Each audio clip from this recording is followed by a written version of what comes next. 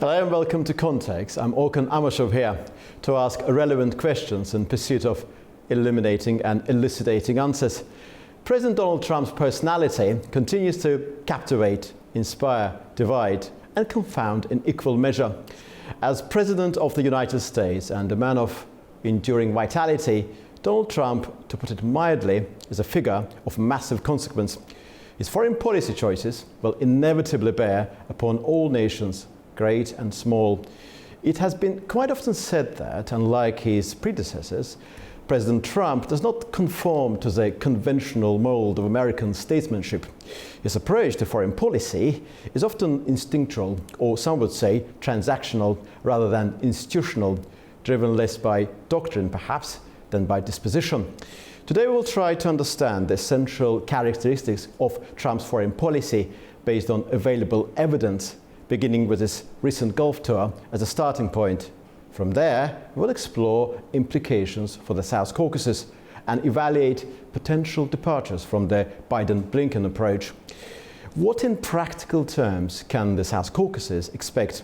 Georgia, for instance, there's been yet no sign of a strategic reset for this country. Whether that remains off the table or merely undeclared is unclear. Nothing is unthinkable, nothing is beyond the realm of possibility, and nothing is guaranteed either. The Strategic Partnership Charter with Armenia, signed under the Biden-Blinken administration, sits in a state of diplomatic limbo, neither disavowed nor actively advanced. And Azerbaijan, for its part, has some expectations. In April, President Ilham Aliyev received a letter from President Trump with a gratifying content, a gesture that, at the very least, suggests recognition of Baku's growing role in the wider region, including, but not limited to, its quiet efforts to facilitate dialogue between two of Washington's key regional partners, Israel and Turkey. Speaking of letters, President Aliyev has also received a customary 28th of May congratulatory letter on the occasion of their Independence Day as well. Well, to help us unravel this evolving picture, I'm joined by our very own Ubay Shapanda, AnewZ Washington correspondent, a brilliant commentator in his own right, a man of sheer brilliance, and trusted companion in thought. Ubay, what a great delight to welcome you here in Baku. Always a pleasure. Thank you. Let's begin with a broader picture about President Donald Trump. As I said earlier, he's a man of massive consequence. How would you define the fundamental elements defining his political personality? What does drive him? What does make him tick? Well, both President Trump's foreign policy and domestic policy is driven by the America First doctrine. And there is an intersection here between President Trump's policy when it comes to domestic matters in the United States and how he handles statecraft on the international arena. Because America First, as the Trump White House is always, as reminds the media and pundits, does not mean America alone. And whereas Trump has outlined that his view on how foreign policy will be handled on a bilateral and multilateral basis is based on really the fundamental question, how does this benefit your average American? And that can also mean that these deals that we're seeing President Trump negotiating, such as these trade deals following the Liberation Day tariff announcements, are also have a mutual benefit as well. But Trump is hard charging, he's hard driving. He is absolutely a historical character that is driving history as we speak. He's posting on X at 4 a.m. He's signing deals with foreign countries on a daily basis. We haven't seen this type of American leadership in a very long time, and it is consequential on a number of fronts. On the domestic front, when we talk about America First, President Trump really is sticking to the promises that he made on the campaign trail. And particularly when it comes to family matters, particularly when it comes to taxes and refurbishing America's infrastructure that is in horrid disrepair across the country. And let's not forget, President Trump won this election with a massive margin in the Electoral College and in the popular vote. Now, while some have criticized President Trump's foreign policy approach, America First, there is a quality to it. There is a paradigm that is informed by how President Trump essentially designed his campaign that brought him to the White House for a second term. And quite a number of analysts actually saying that America first should not transform into America alone and America lonely. There must be a certain degree of recognition that America has always cultivated its position globally thanks to great alliances that it's shaped over the years. I just want to specifically ask about the Gulf tour. That was incredibly, it received a massive media coverage in this country as well. And that was his first foreign trip. Could you tell me in a nutshell, what does that trip tell about President Trump's own personality, his preferences, and about that particular region, Gulf region, that you know a lot about? Yeah, we really saw a unique insight into President Trump's foreign policy approach and his ability as a statesman to craft major historical deals with America's international partners. Look, this was President Trump's first visit overseas since winning re-election in the White House, and he chose the Arabian Gulf region as his destination for a good reason.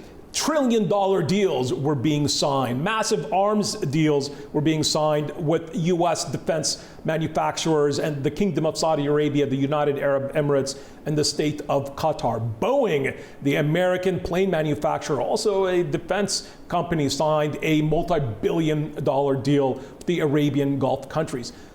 America First is also part of President Trump's leadership-to-leadership interaction. Much of President Trump's statescraft is also based on how well he gets along on a personal level with other leaders. And President Trump, for almost a decade, has had a relationship with Mohammed bin Salman, the Crown Prince of the Kingdom of Saudi Arabia, Sheikh Tamim of Qatar, and of course, Mohammed bin Zayed of Abu Dhabi. And those leaders have a similar worldview of President Trump. They want stability, they want business to thrive, and they want mutual economic benefits to drive the engine of growth in their countries and to be a fundamental pillar in the bilateral relationship with Washington. And when it comes to the Middle East jigsaw puzzle, which is a very complicated area, with Turkey being an important player, and President Trump is fully conscious of that reality that Turkey needs to be taken into account, should be reckoned with. He looks like he likes President Erdogan. He mentioned it in the clearest possible way. He likes the Crown Prince of Saudi Arabia, and also Israel is a very important actor. To what extent do you think it will be proactive in terms of making sure that Israel and Turkey do not reach that point of confliction in Syria? I think that is a big priority for President Trump, and that's one of the reasons why we saw Steve Witkoff, President Trump's one of his most trusted advisors and a senior envoy to the region, make a stop here in Baku. The way that you put it is absolutely correct. This is a jigsaw puzzle in the Middle East. Turkey, Israel, Syria, Saudi Arabia, the Arabian Gulf. Look, there was no coincidence that President Trump, while he was in Riyadh, they called in President Erdogan of Turkey on the phone as President Trump made that historic handshake with Ahmed al-Shara of Syria, a country that has very close relations with Turkey, that Turkey helped the current administration come to power following the fall of Bashar al-Assad. And that is because all these pieces fit together with the reconciliation between Turkey, Saudi Arabia, Qatar, and the United Arab Emirates, and the personal relationship that President Trump also has with President Erdogan, as well as Bibi Netanyahu of Israel. President Trump has told the press in a number of press conferences, that I've been witness to, I know you, the American media, don't like to hear it, but I, President Trump, like President Erdogan. Again, it's that leadership to leadership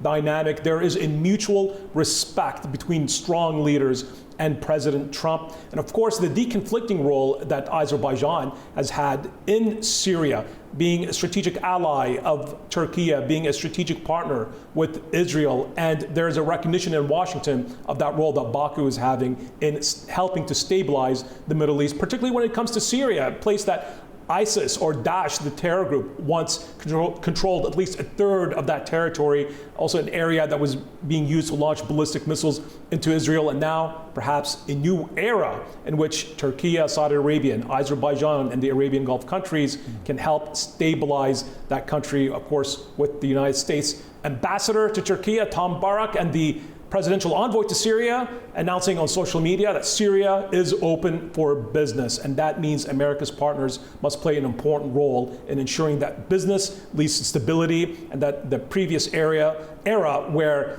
when we spoke of the region, we spoke of terror, where we spoke of destruction, civil war, that is a time of the past, looking to a time of prosperity in the future. And that is part of Trump's America First agenda, business driving bilateral strategic relations. Just to try to, up to this point, we've been trying to establish what those main characteristics of President Trump's foreign policy are, what we know on the basis of available evidence, and now we're going to move into the South Caucasus. What to expect on the basis of what we know, what we can reasonably assume, what will happen in relation to South Caucasus. First of all, my basic sort of opening question. South Caucasus is an important region. Here in Azerbaijan, we believe we matter a great deal. It's located on the continental fault line.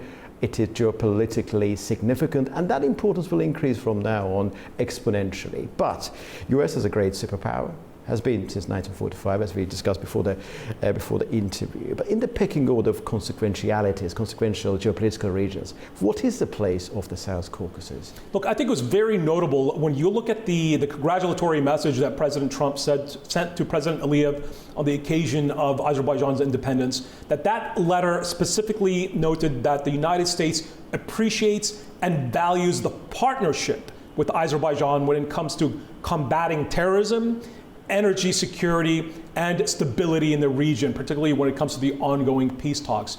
For the United States' interests and for the President Trump's administration's foreign policy priorities, combating terrorism means stability in the region. That means America First also means protecting the U.S. from terror plots being hatched overseas that could then kill American soldiers or civilians wherever they may be in the world, including in the homeland. For your average American, if you would ask them, do you know where the South Caucasus is? They would say, no, we've never heard of it. But look, President Trump is very familiar with this region because of his prior, business interests in this area. And the fact that Azerbaijan is now playing such an outsized role when it comes to energy security to Europe, that means that Washington really has to pay attention, particularly when it comes to the fact that President Trump, on a number of instances, has really focused on energy security. At times when he's criticized Western European leaders for not doing more to ensure their energy security, particularly in the face of the Russian war and the conflict in Ukraine. Of course, criticizing Germany for its Nord Stream pipeline that essentially had at one point increased their dependence on Gazprom. So for the Americans, energy security means energy diversification, and Azerbaijan is perhaps playing the most important role in ensuring that Europe's energy supplies are diversified and not caught in a chokehold that could be impacted by the war in Ukraine, which has been ongoing for 3 years, and who knows how much longer it could go on. So that is really putting Azerbaijan on the map in Washington, and I would not be surprised if there would be a bilateral visit between the two leaders at some point within President Trump's 4-year term. Very interesting that you said that most people and policymakers probably imagine those people who are not privy to what's happening in the South Caucasus have never heard about the region as such. And I remember having a chat with Michael Scott Doran 2 years ago about the Zengezur corridor, about the connectivity, and he said that quite a number of people in Washington, D.C. have never heard about the Zengezur corridor. But that's right. And he also said something similar to what you said just now. He said that Azerbaijan has an outsized influence in terms of its energy capabilities and the prowess and so forth. And that is something we're going to reflect on a bit later. Let's take individual countries in this region. Georgia. At one point, a few years ago, this country was considered to be the #1 partner of the West in this region. But now the situation has changed, of course. But there are some expectations in Tbilisi that Trump's ascendance to power may potentially, but not necessarily, signify a strategic reset. So far, nothing has come out of the Trump administration suggesting that this reset is indeed possibility. What is your evaluation of that particular moment? Well, look, the plate is full, frankly, with the ongoing war with Israel and Hamas, with the future of Syria, with the negotiations with Iran, and the And the same envoy, Steve Witkoff, is also trying to negotiate a deal between Ukraine and Russia and potentially normalization between Russia and the US. And of course, the fear of another conflict breaking out in the Pacific on the other side of the globe. It just shows you the US military, truly, the sun never sets. You have American forces in Latin America, and Africa, Sub-Saharan Africa, North Africa, the Mediterranean, in the South Pacific, in East Asia. With nuclear submarines and aircraft carriers on every corner imaginable on this globe. Look, here's the opening. For President Trump, the signal that he sent to world leaders around the globe is, hey, we are now in a different era. The previous president, in many instances, was not picking up the phone because he was not there. It was cognitive collapse. But now you have a president that has essentially said, help us, help you. America First as a foreign policy means we want prosperity to drive foreign trade, bilateral relations, and that is a good thing, not only for the American people, but for those countries that decide to partner with the United States. So there's certainly an opening here for all countries, as long as there is a commitment to stability, to security, and to bilateral trade, and to open your markets to American goods and exports. And to what extent do you think Trump administration, the policymakers there, will be worried about this region's relationship with China? Azerbaijan signed the strategic agreement with China. Actually, I think that was the first one was signed back in July 2024. And the comprehensive one was signed literally months ago. It's all about Azerbaijan's diplomatic act of balancing, geopolitical act of balancing, so to have good relations with everybody and to be at equal distance from all major power centers. And Georgia also seems to follow similar policy.